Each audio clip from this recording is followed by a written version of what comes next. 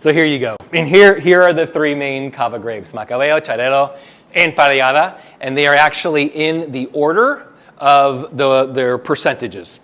So Macabeo is the most planted, with Xarel-lo the second, and then Parellada the third. So to give you a little bit of an understanding of each of the grapes, one of the things I want to talk about, I want to go into major grape, descriptions, but to help you understand what each of these grapes actually adds to the blend, because the majority of Cavas are blends.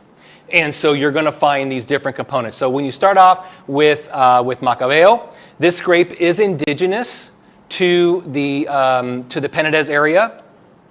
And interestingly enough, it was first mentioned as far back as 1617. So it's been around for quite a while.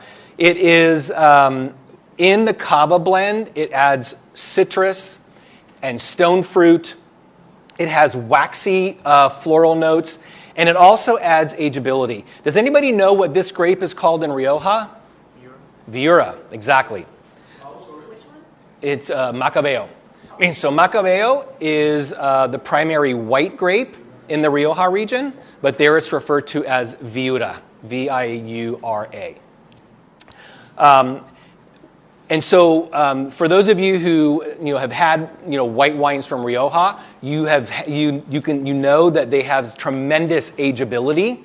So Macabeo brings a lot of that ageability to the Cava and to the Cava blends. So you will generally see Macabeo as one of the primary components.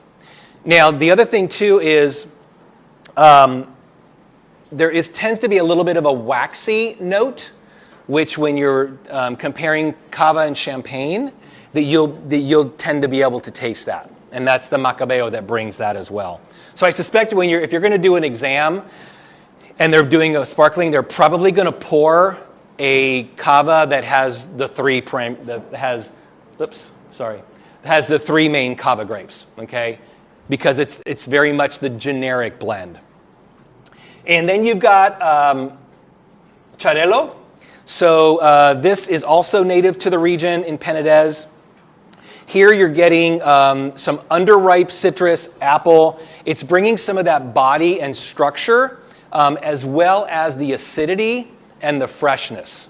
So Xarel-lo in this region in Penedès is also the primary white grape of D.O. Penedès as a still wine. Okay, and so these wines really have nice freshness, and they're really I'd probably say in the medium plus acid range. So that's what it's bringing to the Cava blend. And then finally you have Parellada. This is always the last grape that is harvested. Tends to do well in the higher elevation areas, so in those inland areas in the region. And this tends to bring notes of like quince. So you guys, if you've ever had Spanish food and you've had quince paste, which is perfect with manchego, and it brings some mid-palate texture and also brings some freshness and also adds ageability as well. So you'll see kind of these three components, how they play, because we do have a handful of the wines. I'm kind of bummed they put the blends on there for you already, but that's okay.